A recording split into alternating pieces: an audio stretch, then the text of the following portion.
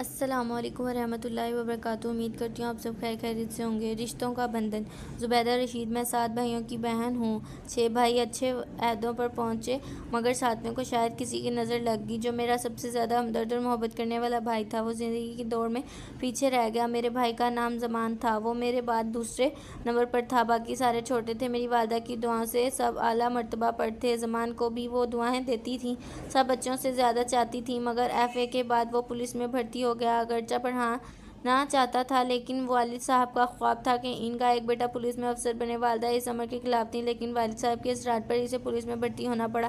ماں نے کہا، دیکھ بیٹا، تو پولیس میں تو بھرتی ہو گیا لیکن میری آخرت کا خیال رکھنا، کبھی حرام نہ کھانا جاری ہے۔ بھائی زمان نے ماں کی یہ بات گرہ میں باندھ لی۔ اس محکمے میں 10 سال سروس کی، کبھی ایک پیسہ بھی حرام کا اپنی جیب میں نہ ڈالا۔ والدہ کی وفات کے بعد بھائی نے ماں کی جدائی سے دل برداشتہ ہو کر ملازمت سے استعفیٰ دے دیا۔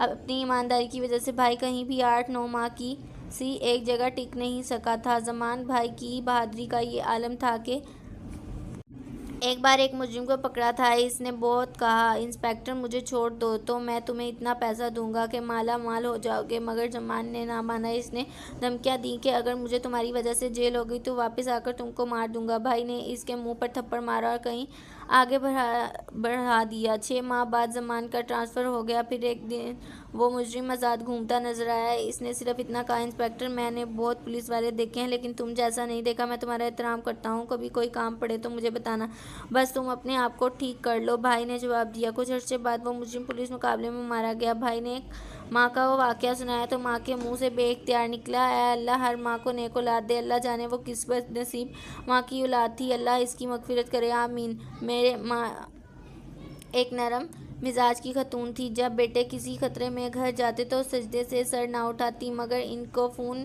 پر یہی کہتی تھی، بیٹے قدم پیچھے نہ ہٹانا، بہادری دکھانی، بزدلی نہیں، ورنہ اپنا دودھ نہیں بخشوں گی۔ امی جان ہر وقت وضو کی حالت میں رہا کرتی تھی۔ وہ کہتی تھی کہ میں ہر لمحے اپنے بچوں کی عافیت اللہ سے مانگتی ہوں اور دعائیں کرتی ہوں، اس لیے وضو کی حالت میں رہنا ضروری ہے۔ مجھ سے کہتی، بیٹی تیرے بھی 3 بیٹے ہیں، اگر انہیں اعلیٰ عہدوں پر دیکھنا چاہتی ہو تو انہیں بہادر بناؤ اور ہمیشہ وضو کی حالت میں رہنے کی کوشش کیا کرو کہ باوضو ہو کر دعائیں مانگی جائیں تو قبول ہوں گی۔ جب مرگ میں مبتلا ہو جائے تو بیٹوں کو اکٹھا کیا اور کہا کہ میرے بچوں، میرے پاس جو زیور میرے میکے کا ہے وہ میں یتیم بچیوں کو دینا چاہتی ہوں، اگر میری اولاد میں سے کسی کو اس پر اعتراض ہو تو بتا دو، میں اس کا حصہ جو بنا ہوگا دے دوں گی۔ ہم 8 بچوں نے ایک زبان ہو کر جواب دیا، ماں آپ ضرور اپنا زیور یتیم بچیوں کو دے دیجیے، ہم میں سے کسی کو کوئی اعتراض نہیں ہوگا۔ پھر انہوں نے کہا، یتیم خانے میں موجود 4 بچیوں کی شادی کے انتظامات ہو رہے تھے، انہوں نے یہ زیور ان کو دے دیے۔ میرے 6 بھائیوں کی شادی ہو چکی تھی، ایک زمان باقی تھے۔ اماں ان کے لیے لڑکی کی تلاش کر رہی تھیں مگر زندگی نے ایسی مہلت نہ دی۔ بھائیوں کو تو ان کی وفات سے ایسا دھچکا لگا کہ دنیا کی ہر چیز سے دل چاٹ گیا اور نوکری چھوڑ دی۔ ان کے اعلیٰ افسر نے کہا، ایسے بے وقوفی نہ کرو، مگر وہ نہ مانا۔ مجھے بھائی پر بہت ناز تھا۔ دوسری شادی کے بعد والد نے اس سے منہ موڑ لیا تھا۔ دوسری شادی کے بعد وہ ایک سنگ دل باپ بن گئے تھے۔ زمان نے کہا کہ تم نے نوکری کیوں چھوڑ دی، اب اس گھر سے نکل جاؤ، جہاں چاہے رہو۔ زمان گھر سے چلا گیا مگر استعفیٰ واپس نہ لیا کہ یہ نوکری ان کے مزاج کے خلاف تھی۔ اماں کی لاج رکھنے کے لیے جب تک وہ زندہ رہی ملازمت سے جڑے رہے تاکہ ناراض نہ ہوں۔ ماں کو والد صاحب کا بیٹے کے ساتھ ناراض ہونا گوارا نہ تھا۔ جب مجھے پتہ چلا زمان کو ابا جان نے گھر بدر کر دیا تو میں نے اماں کے واسطے دے کر انہیں اپنے گھر بلا آئے تو مگر کہا کہ 3 دن سے زیادہ تمہارے گھر نہیں رکوں گا، تم شادی شدہ اور شادی شدہ بہن کے گھر رہنا اچھی بات نہیں۔ زمان بھائی کی جیب میں 1500 روپے تھے۔ معلوم ہوا کہ ایک وقت کا کھانا ہوٹل سے لے کر کھانا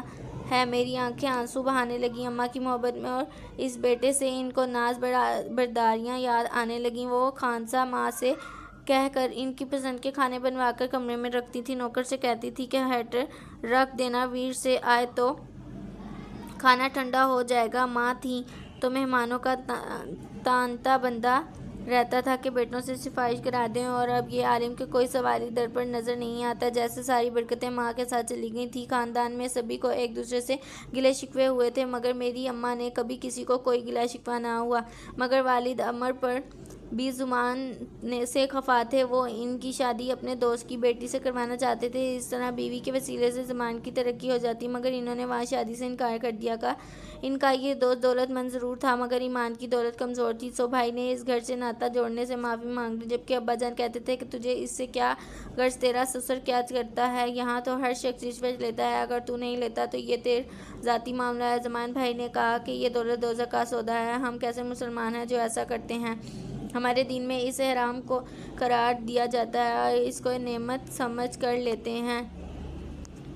ابا جان نے کہا لیکچر دینے کی ضرورت نہیں ہے، اگر تم میرے دوست کی لڑکی سے شادی نہیں کرنا چاہتے تو ٹھیک ہے، اپنی مرضی کرو، اور میں گھر میں تمہارے لیے کوئی جگہ نہیں، نکل جاؤ میرے گھر سے۔ زمان بھائی گھر سے نکل گئے اور چھوٹی موٹی نوکری شروع کر دی اور کرائے پر کمرہ لے لیا۔ ان کے دوست بہت اچھے تھے، انہوں نے رہنے کا انتظام کر دیا۔ چند دنوں کے بعد وہ سعودی عرب چلے گئے۔ جب مجھ سے ملنے آئے تو بتایا کہ میں سعودیہ جا رہا ہوں تو میری آنکھوں میں آنسو آ گئے۔ مشکل سے بھائی کو رخصت کیا، دعائیں دیں سلامت رہیں، اللہ کامیابیاں دے، آمین۔ فون پر رابطہ رہتا تھا، شروع میں ملازمت نہیں ملی، پھر کچھ دنوں کے بعد ایک فرم میں مل گئی تو مجھے بہت خوشی ہوئی اور اللہ کا شکر ادا کیا۔ زمان بھی بہت خوش تھا، اب تو اس کا بڑا گھر بھی مل گیا تھا، اب میں اس